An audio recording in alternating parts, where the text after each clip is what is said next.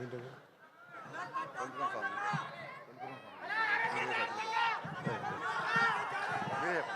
నేను చెప్తాను.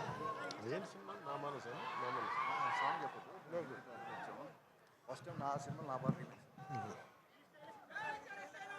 అంటే ఏదో లీక్ ఇవన్నీ అంటే సినిమాలో ఏం పెట్టారని ఇందాక శ్రీలీల గారు డ్యాన్స్ లేదు అంటే నాకు డ్యాన్స్కి మించిన సాంగ్ ఒకటి చేశారు ఆవిడ. So very beautiful song.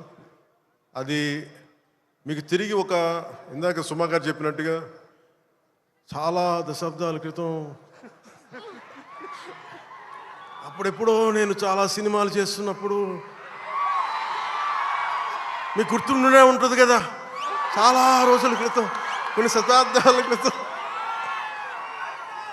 ఆ మర్చిపోయిన నా భావనని తిరిగి ఈ సినిమాలో హరీష్ గారు తీసుకొచ్చారు దాన్ని. అది ఇందాక మీకు కనిపించే ఉంటుంది, ఇందాక ట్రైలర్లో కూడా దాని తాలూకు ఆ చిన్నపాటి ఆలాపన అనేది కనిపిస్తుంది. అది నేను నిజంగా చాలా ఎంజాయ్ చేస్తున్నప్పుడు. సో ఇది ఈ సినిమా మరోమారు మీ అందరికీ ఆనందం కలిగిస్తుంది తెలియజేసుకుంటూ జై హింద్.